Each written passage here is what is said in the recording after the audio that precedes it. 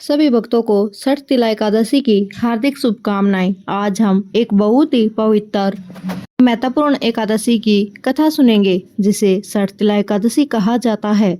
यह एकादशी विशेष रूप से भगवान श्री विष्णु के उपासकों द्वारा बड़े श्रद्धा भाव से सुनाई जाती है। इस दिन का व्रत करने से सभी पापों का नाश होता है और भगवान विष्णु की विशेष कृपा प्राप्त होती है। तो आइए इस पवित्र दिन की कथा को ध्यान से सुनते हैं, जिसे हम सबके जीवन में शुद्धता और सुख समृद्धि का वास हो। भगवान श्री कृष्ण के श्रीमुख से हमने बहुत सी एकादशियों का माहात्म्य सुना है, लेकिन आज हम तड़तिला एकादशी की कथा सुनते हैं और उसका क्या माहात्म्य है। एक बार अर्जुन ने कहा, हे केशव, आपके श्रीमुख से एकादशियों की कथाएं सुनकर मुझे असीम आनंद की प्राप्ति हुई। हे मधुसूदन, कृपा कर अन्य एकादशियों का माहात्म्य सुनाने की भी अनुकंपा करे।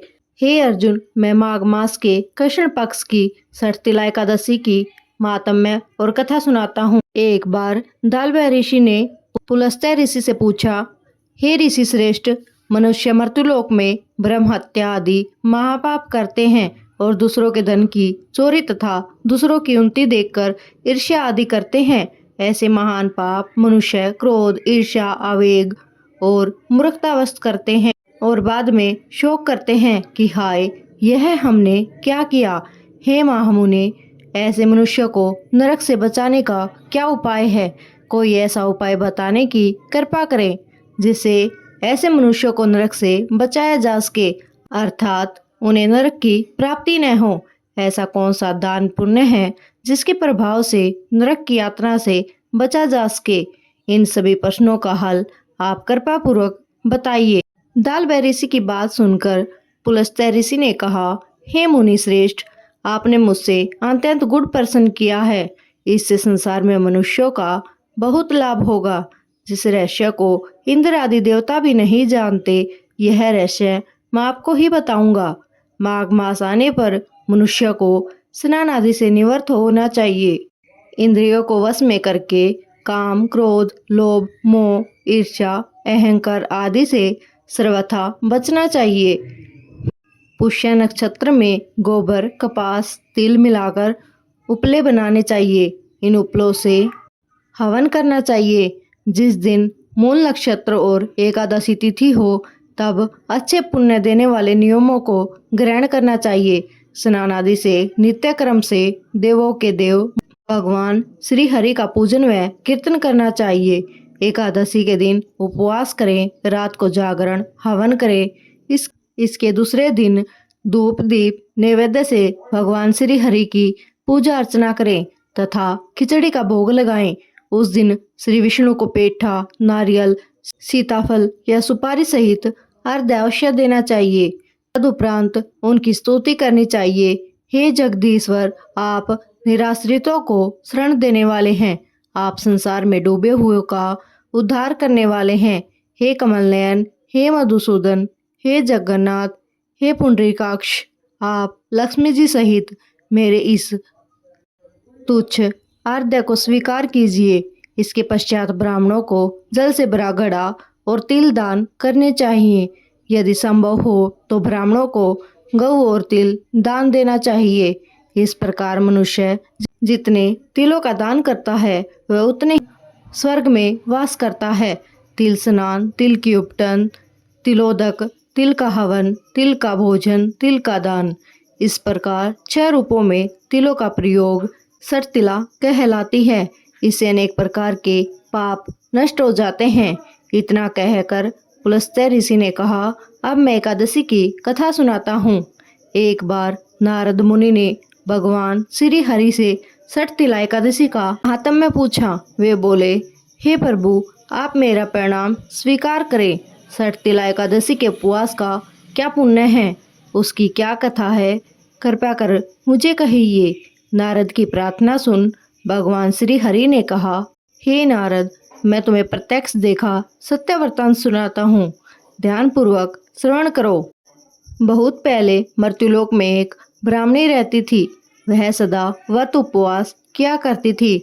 एक बार वह 1 मास तक उपवास करती रही। उसे उसका शरीर बहुत कमजोर हो गया। वह अत्यंत बुद्धिमान थी। फिर उसने कभी भी देवताओं तथा ब्राह्मणों के निमित्त अनादि का दान नहीं किया। मैंने चिंतन किया कि इस ब्राह्मणी ने उपवास आदि से अपना शरीर तो पवित्र कर लिया तथा इसको वैकुंठ लोक भी प्राप्त हो जाएगा, किंतु इसे कभी भी अन्नदान नहीं किया। अन्न के बिना जीव की तृप्ति होना कठिन है। ऐसा चिंतन कर मैं मृत्युलोक में गया और इस ब्राह्मणी से अन्न की भिक्षा मांगी। इस पर उस ब्राह्मणी ने कहा, हे योगीराज, आप यहाँ किस लिए पधारे हैं? मैंने कहा, मुझे भिक्षा चाहिए, मुझे भिक्षा चाहिए। इस पर उसने मुझे एक मिट्टी का पिंड दे दिया। मैं इस पिंड को लेकर स्वर्ग लौट आया।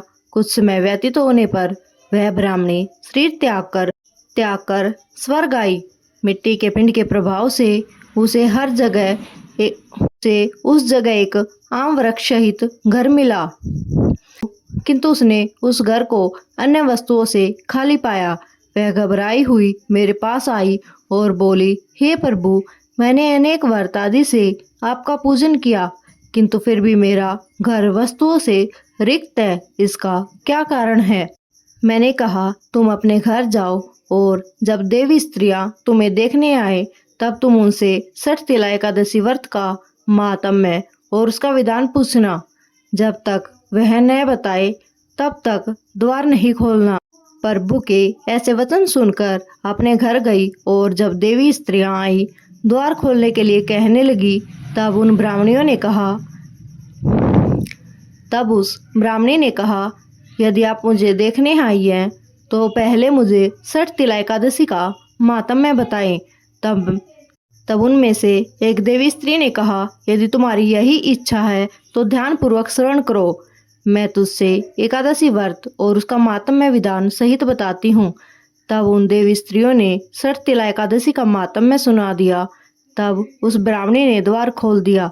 देवी स्त्रियों ने ब्राह्मणी को जब स्त्रियों से अलग पाया, उस ब्राह्मणी ने भी देवी स्त्रियों के कहे अनुसार सठ तिला एकादशी का उपवास किया और उसके प्रभाव से घर धन धान्य से भर गया। अंत ए पार्थ, मनुष्य को अज्ञान को त्याग कर सठ तिला एकादशी का उपवास करना चाहिए। इस दिन एकादशी के व्रत करने से होने वाले जन्म जन्म की निरोगता प्राप्त हो जाती है। इस उपवास से मनुष्य के सभी पाप नष्ट हो जाते हैं। अर्थात इस उपवास को करने से जहाँ हमें शारीरिक पवित्रता निरोगता प्राप्त होती है, वही अन्न तिल आदि दान करने से धन धान्य में बढ़ोतरी होती है। इससे यह भी सिद्ध होता है कि जो मनुष्य जैसा दान करता है, शरीर त्यागने के बाद उसे फल भी वैसा ही प्राप्त होता है। अतः धार्मिक कृत्यों के साथ साथ हमें दान आदि अवश्य करना चाहिए। शास्त्रों में वर्णित है कि बिना दान किए कोई भी धार्मिक कार्य संपन्न नहीं होता। ओम जय श्री हरि।